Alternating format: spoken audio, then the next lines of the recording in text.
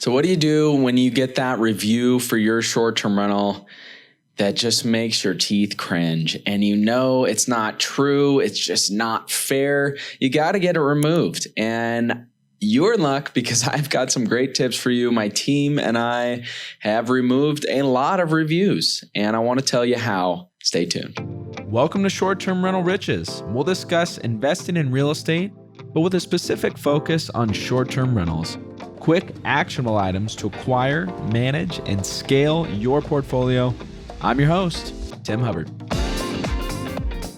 So it's never fun to get a negative review. Now, sometimes it's warranted if you drop the ball, right? But sometimes it's not. Sometimes it's not accurate. It's just not fair. And the reality is, these negative reviews can really impact the performance of your short-term rental. So we've got to do everything we can to get them removed. And you are in luck because my team and I have removed a lot of reviews. I want to break that down for you this week. I want to give you 3 reasons why reviews can be removed. Questions to ask yourself if it's worth trying to get the review removed. The importance of having proof. How to proactively handle a negative review, and then just in a nutshell, how our team does it. So there's 3 reasons why Airbnb, this is specific to Airbnb, will let you remove a review. And now when I say let you, doesn't mean that you can just personally remove it yourself. You have to involve them. But there's 3 reasons why. The first one is if it's in violation of their content policy. The second one is if the review is biased. And the third one is if the review is irrelevant. So if the author, the guest who is writing the review, does not actually have any relevant experience with the review that they wrote, well, then you can have it removed for that as well. So let's dig into some more specific reasons why you can have your reviews removed. One of those, and this is an easy one, is if a guest demands something in exchange for not leaving a bad review, which is kind of like blackmail, right? So maybe they say, if you don't give me the discount for the cleaning fee, I'm going to leave you a bad review. Something along those lines. You can have that removed as long as you have proof. So hopefully you've got that in writing. Another one, if a post reveals the exact location of the listing, that's not something that is allowed. And so you can have that review removed. If your guest never actually stayed in the property, that's another reason. Get that bad review out of there. If they never stayed, they don't have relevant experience, they can't be writing that review. Another reason, if they mention an open resolution case. So let's say the guest stayed with you, they broke a table, you filed a resolution, and they put that in the review. Like, the stay was awful, the guest tried to charge me for breaking a table and filed a resolution. Well, you can have that one removed. And then the last one here is if they just straight up lied in your review. So if you missed last week's episode, go back and check that out. We talked all about lying, how your guests might be lying to you, how a lot of hosts might be lying to their guests, and why lying just like we should never be lying. So go back and check that one out if you missed it. Questions to ask yourself if the review is worth pursuing. Is the damage from the review enough to where you want to go through the effort and have it removed? If it's a 4-star, I know 4 stars can be damaging. They really can. If your average score, the reality is if your average score for your short-term rental is a 4-star, like, you're not going to get booked, right? 4.8 and above is what a super host would be. And so you really want to strive for 5. But if you're trying to argue a 4-star review, you're probably not going to have as much luck. Questions you're going to want to ask yourself if it's worth pursuing trying to review the review. Is it worth your time? Did someone leave you a 4-star? And I know as damaging as a 4-star review can be, is it really worth your time to go through all that process? I would say maybe it is, especially if it's dishonest, because a 4-star review can really be damaging to your short-term rental.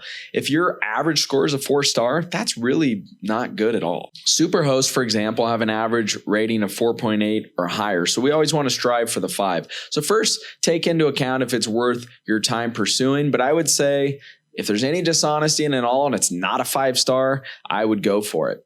The other thing we want to think about before we pursue trying to remove a review is if there's actually some truth to it. If you're trying to have a review removed that's truthful, well, then you are being dishonest, and the likelihood of you actually getting it removed is not going to be very high, right? Because it's an honest review. So those are a couple questions you'll definitely want to make sure you're asking yourself before you spend the time and the effort trying to get a review removed. Now, there's another thing we want to be careful of. We want to make sure that we have proof, that we have evidence against one of these reviews, if there is evidence, and it's not going against one of those other content policies or a straight out lie or something like that. But the more evidence we have, the better. And so it's best to make sure that we're always doing everything via writing, right? If it's a phone call, well, then that's going to be a lot harder to have evidence from. Although our phone system, for example, we record all of our calls, so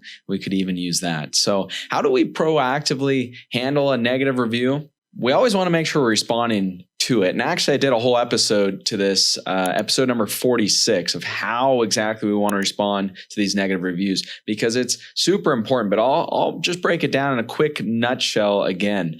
First of all, we want to thank the guests for their feedback. Remember, if we get a negative review, that means that any of our future potential guests are going to see that review. And if we respond to it appropriately, it's really going to help our chances of them not, maybe taking that review with a grain of salt and seeing all the other really positive reviews and not letting it really affect their booking decision. So first of all, we want to be polite. We want to thank the guests for their feedback. We want to apologize for the fact that we didn't meet their expectations and that their trip or their stay with us wasn't quite what they had hoped for. We want to address future concerns. So, if this was something that was our fault, like the AC went out, well, then we want to state that in there. We want to say that we fixed it. Now, if this was something that was just a straight up lie, well, then we want to address that as politely as possible. Remember, if we go back to last week's episode, we can be honest in lots of different ways. We can be brutally honest, which doesn't always come across as best as it can, or we can use our communication skills to address a concern, to be honest in a way that's a lot softer, I guess we could say. So the last thing is that we want to hope that they come back and stay with us again, or that we can make it up to them next time in the future. Remember, we are addressing future potential guests when we respond to a review. So make sure you respond to the review. And if you want a lot more detail on this, you can go back, check out episode 46.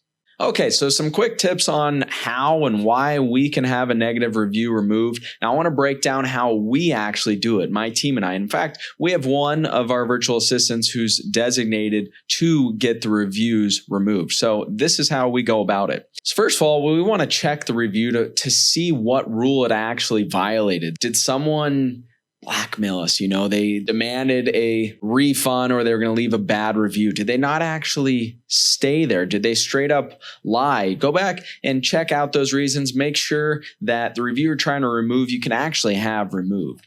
Afterwards, we're going to want to report it to Airbnb. We want to provide them with as much details as possible, copies of the transcripts, any sort of proof, anything that we have to help our side of the case. That could include photos, any sort of documents, anything, communication we receive from our housekeepers, anything like that. And then we want to wait for Airbnb's verdict to see what they have to say. Now, this is the thing. They might get back to you and say, sorry, Tim, this did not go against one of our rules, even though you may still think that it did. So this is what we do. Are you ready for it? Well, they deny a review. We wait a little bit, and then we do it again. Yes, we do, because we really want that review off. If it really isn't accurate, we fight for it, right? And a lot of times we get other Airbnb support agents and they have a different opinion and they get it removed. So we try this multiple times until we get that review removed. And that really helps our overall score. It helps us feel better, right? To know that there's not information out there that's totally fake or false about something that we've maybe put so much time into, like our short-term rentals. So that is it in a nutshell. Just because you get a negative review doesn't mean it has to stay on your profile. Make sure to recap these reasons and Airbnb's content policy to make sure that the reviews you have on there are legitimate, and make sure that if there's some way you can have them removed, you fight for it and you get that review removed. And if you get denied, try it again. This will really help your performance getting rid of those bad reviews. Even if it's a 4-star, remember, even if that review is a 4-star. So hopefully that gave you some good insight. I hope that you are able to get some of your reviews removed that aren't honest. Till next time, have a fabulous week. Want to get on the fast track to financial freedom through short-term rentals? Well, it all starts with the properties you acquire, but you want to make sure that you acquire the right properties. I want to give you my ebook that will show you how to do just that. There is no charge. It's my gift to you for being one of our subscribers. Just go to restmethods.com. That's REST methods.com.